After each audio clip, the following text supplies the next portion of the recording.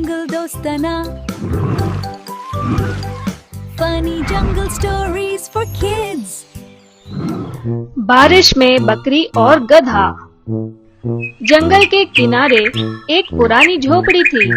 उसकी छत टेढ़ी मेढ़ी, दीवारें टपकी हुई और दरवाजा लकड़ी का टूटा फूटा हुआ। पर वही झोपड़ी दो दोस्तों का घर थी, बिजली बकरी और घनु गधा। बिजली बकरी सफेद थी, उसके कान लंबे और आंखें चमकती थीं, जैसे आसमान में बिजली।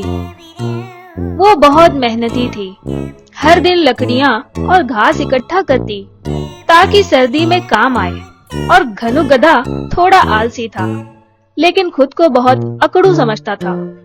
वो हर बात में बकरी को चिढ़ाता। अरे बकरी, डरना छोड़, मैं हूँ ना, जंगल का शेर, गधा शेर। बिजली हंसकर कहती, गधा शेर, बस तू दहाड़ के दिखा जरा।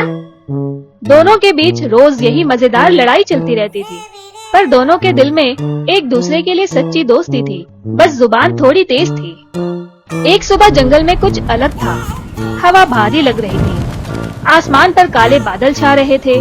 बिजली बोली, अरे बाप रे, आज तो पक्की बारिश होगी, छत फिर ढकेगी। वो जल्दी जल्दी सूखी लकड़ियाँ अंदर रखने लगी। उधर घनु अपने कान फड़फड़ाते हुए बाहर आया, पीठ पर बोरी ओढ़े और अकड़ में बोला, बकरी, तू हर बात पर घबरा जाती है, बारिश से डरती है क्या? डर नहीं लग रहा घनु।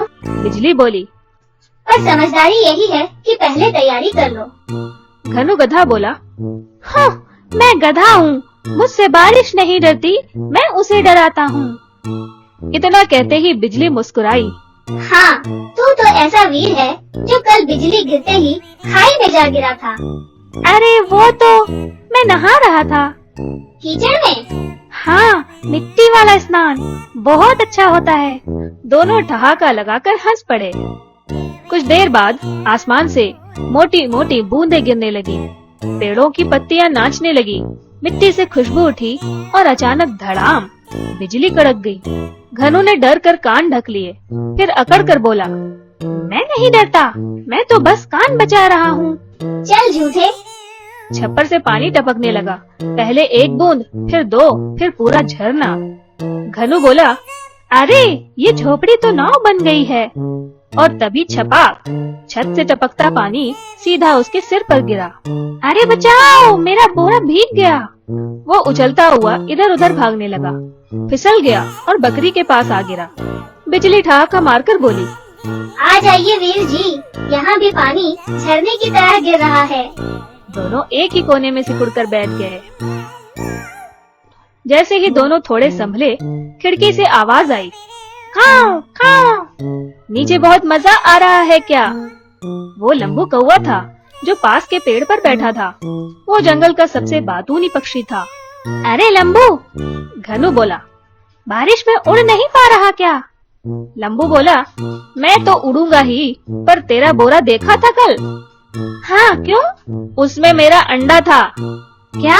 घनु की आंखें फैल गईं। तो वो जो गोल चीज थी वो अंडा था? बिजली जोर से हंस पड़ी। घनु, तू अंडा सेक रहा था कीचड़ में?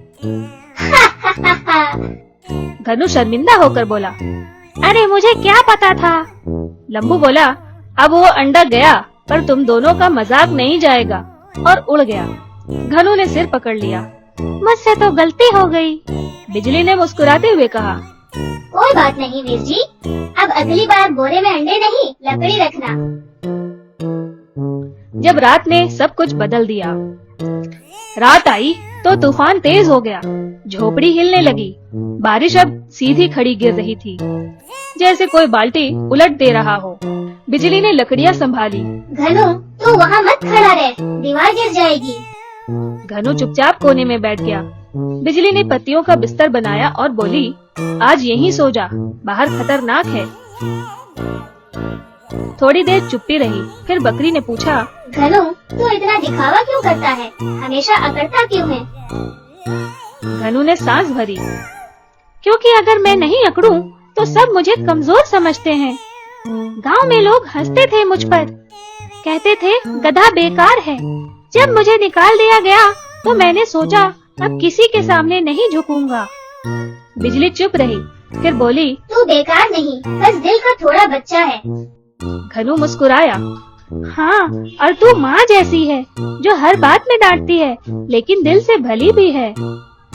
दोनों हल्के हल्के मुस्कुराए। बाहर तूफान धीरे धीरे थम गया। अंदर पहली बार शांति महसूस हुई। अगली सुबह का संकट। सुबह जब सूरज निकला तो दोनों मुस्कुराए। वाह, आज तो मौसम साफ है। पर तभी पीछे से धुआं उठा। अरे ये क्या? बिजली चिल्लाई। दोनों भागे तो देखा लकड़ियों का ढेर जल रहा था। बिजली ने रोते हुए कहा, ये तो वही लकड़ियाँ हैं जो मैंने सर्दियों के लिए रखी थी। लंबू कौवा उड़ता हुआ आया। कल बिजली गिरी थी यहीं, अब तो सब राख बन गया। बिजली जमीन पर बैठ गई। अब मैं क्या करूंगी? सर्दी में घास नहीं बचेगी। घनु कुछ देर चुप रहा, फिर बोला, मेरी झोपड़ी का हिस्सा तू ले ले, मैं बाहर पेड़ के नीचे रह लूंगा। बिजली ने हैरानी से पूछा, तू मेरे लिए अपनी जगह छोड़ देगा? घनु मुस्कुराया, तूने मुझे बचाया था, साथ दिया था, अब मेरी बारी है। बिजली की आंखें नम हो गई। उसने कहा, नहीं घनु, अब ये झोपड़ी हमारी है, आधी तेरी आधी मेरी।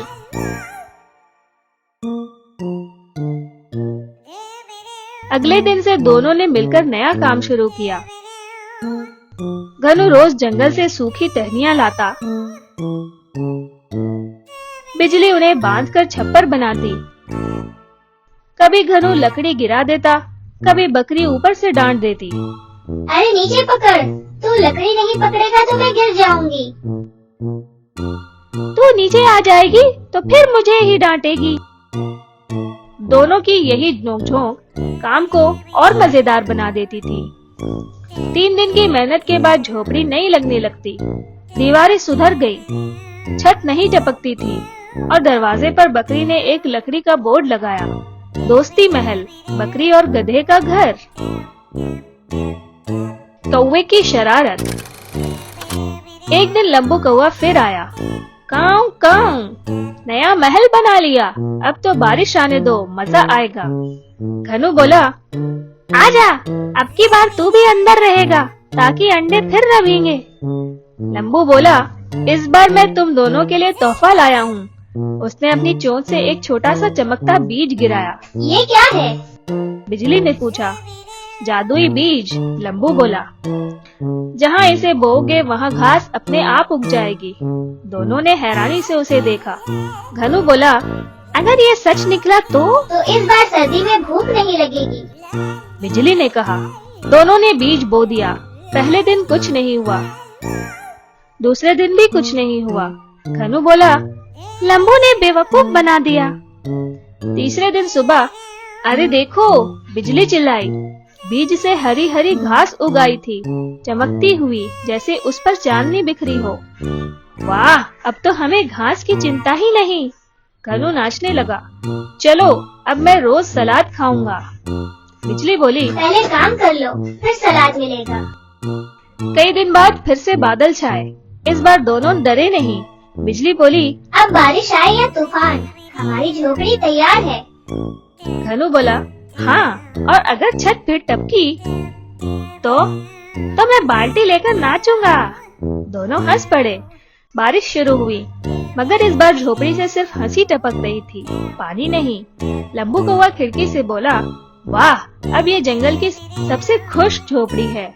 बिजली मुस्कुराई, क्योंकि अब इसमें डर नहीं, भरोसा रहता है। घनु ने सिर हिलाया, और थोड़ी अकड़ भी, वरना मैं पहचान में नहीं आऊंगा। तीनों हंस पड़े। कहते हैं कभी कभी सबसे सुंदर घर वो नहीं होता जिसमें छत पूरी हो, बल्कि वो होता है जिसमें दोस्ती की जगह हो। बकरी और गधे ने सिखाया, सच्ची गर्मी सूरज से नहीं मिलती, दिल से मिलती है।